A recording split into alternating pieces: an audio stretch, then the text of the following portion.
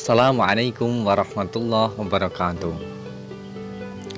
Sudah bertahun-tahun Baginda Raja Harun Ar-Rasyid ingin mengalahkan sahabat yang satu ini.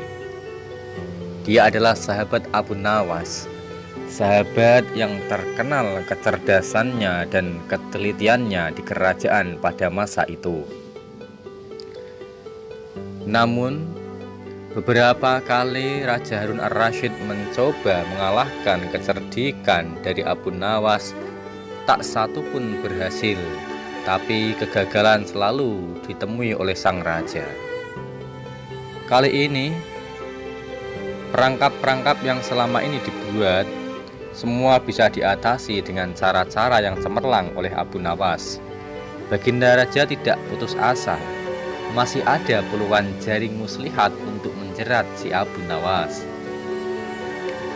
Baginda Raja beserta para menteri saling mengunjungi tempat pemandian air hangat yang hanya dikunjungi para pangeran.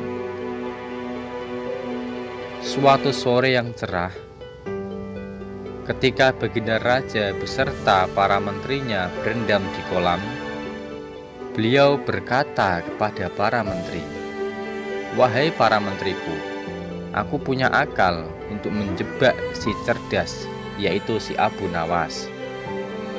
"Apakah itu, wahai Paduka yang mulia?" tanya salah seorang menteri. "Kalian, para menteriku, tak perlu tahu dulu. Aku hanya menghendaki kalian datang lebih dini esok hari. Jangan lupa, datanglah besok sebelum Abu Nawas datang, karena aku akan mengundangnya untuk mandi bersama-sama kita. Jadi strategi yang satu ini jangan sampai bocor. Jangan sampai salah satu dari kalian terlambat datang. Kalian harus datang lebih dulu daripada si Abu Nawas," kata Baginda Raja memberi pengarahan. Baginda Raja memang sengaja tidak menyebutkan tipuan apa yang akan dilakukan besok. Abu Nawas diundang untuk mandi bersama Baginda Raja dan para menteri di pemandian air hangat yang terkenal itu. Seperti yang telah direncanakan, Baginda Raja dan para menteri sudah datang terlebih dahulu. Kemudian Baginda membawa 19 butir telur. 18 diberikan kepada menterinya dan yang satu dipegang beliau sendiri. Kemudian Baginda memberi pengarahan singkat tentang apa yang telah direncanakan Baginda untuk menjebak si Abu Nawas.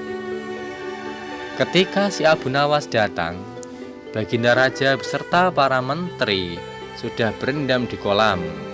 Abu Nawas melepas pakaian dan langsung ikut berendam. Abu Nawas harap-harap cemas, perasaannya tidak tenang. Kira-kira permainan apa lagi yang akan dihadapinya? Mungkin permainan kali ini lebih berat karena Baginda Raja tidak memberi tenggang waktu sedikitpun bagi Abu Nawas untuk berpikir. Tiba-tiba di sela-sela mandi, Baginda Raja membuyarkan lamunan Abu Nawas. Beliau berkata, "Wahai Abu Nawas, aku mengundangmu mandi bersama kami untuk ikut serta dalam permainan ini. Karena kamu adalah orang yang cerdas, pastinya kamu akan memenangkan permainan ini." "Permainan apa itu, Paduka yang mulia?" tanya si Abu Nawas belum mengerti dan belum memahami permainan apa yang akan dilakukan. "Kita sekali-sekali melakukan sesuatu yang secara alami hanya bisa dilakukan oleh binatang. Sebagai manusia kita mesti bisa dengan cara kita masing-masing," kata Baginda sambil tersenyum. Mendengar kata-kata tersebut, Abu Nawas langsung menyaut. "Hamba belum mengerti, Baginda yang mulia," kata Abu Nawas agak ketakutan. "Begini Abu Nawas, masing-masing dari kita harus bisa bertelur seperti ayam, dan barang siapa yang tidak bisa bertelur, maka ia harus dihukum," kata Baginda. Abu Nawas tidak berkata apa-apa. Wajahnya nampak murung. ia semakin yakin bahwa dirinya tak akan bisa lolos dari lubang jebakan dari Baginda Raja. Melihat wajah Abu Nawas yang murung, wajah Baginda pun tersenyum berseri-seri. Kemudian Baginda berkata, "Nah, sekarang apalagi yang kita tunggu? Kita menyelam, lalu naik ke atas sambil menunjukkan telur kita masing-masing," perintah Baginda Raja. "Barang siapa yang tidak mendapatkan telur ketika menyelam di kolam ini, maka dia dinyatakan kalah dan dia harus dihukum." Baginda Raja dan para menteri mulai menyelam, kemudian naik ke atas satu persatu dengan membawa sebutir telur ayam yang telah dibagikan tadi. Abu Nawas masih di dalam kolam karena dia merasa tidak punya telur yang harus dibawa ke atas. Abu Nawas tentu saja tidak sempat mempersiapkan membawa telur, karena ia memang tidak tahu kalau ia diharuskan bertelur seperti ayam. Kini Abu Nawas tahu kalau Baginda Raja dan para menteri telah mempersiapkan telur masing-masing satu butir untuk dibawa menyelam. Karena belum ada seorang manusia pun yang bisa bertelur dan tidak akan pernah. Tiba-tiba pemikiran itu terlintas di akal Abu Nawas. Karena dada Abu Nawas mulai sesak, tidak bisa bernafas di dalam air, Abu Nawas cepat-cepat muncul ke permukaan, kemudian naik ke atas. Baginda Raja langsung mendekati Abu Nawas. "Wahai Abu Nawas, bagaimanakah? Apakah engkau bisa membawa telur seperti kami?" Abu Nawas nampak tenang, bahkan ia berlaku aneh. Tiba-tiba saja ia mengeluarkan seperti berkokoknya seekor ayam jantan. Dia berkokok berkali-kali dengan keras. Sesekali Baginda dan para menterinya merasa heran. Abu Nawas kemudian berkata, "Ampun Tuanku Raja yang mulia, hamba tidak bisa bertelur seperti Baginda dan para menteri," kata Abu Nawas sambil membungkuk dengan hormat. "Karena hamba adalah ayam jantan, bukan ayam betina." "Kalau begitu engkau harus dihukum, Abu Nawas," kata Baginda dengan bangga. "Tunggu dulu wahai tuanku yang mulia," kata Abu Nawas memohon. "Apalagi hai Abu Nawas," kata Baginda, "kau sudah terbukti kalah. Paduka yang mulia, sebelumnya izin hamba membela diri," kata Abu Nawas. "Sebenarnya kalau hamba mau bertelur, hamba tentu mampu dan hamba pasti bisa.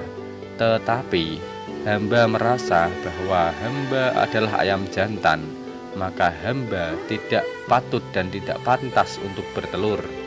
Hanya ayam betinalah yang mampu bertelur." Kukuruyuk, Abu Nawas sesekali lagi mengeluarkan suara ayam jantan. Baginda Raja tidak bisa berkata apa-apa.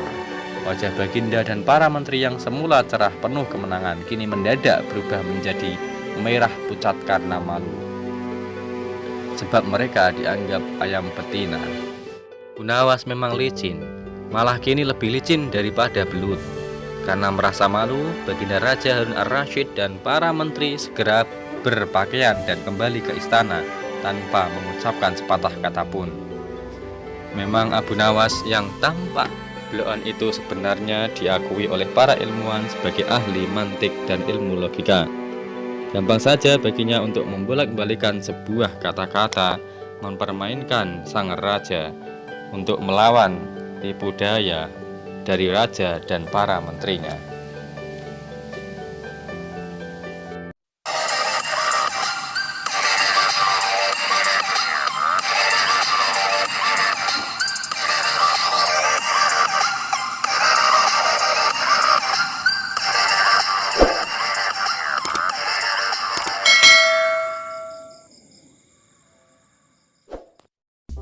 Assalamualaikum.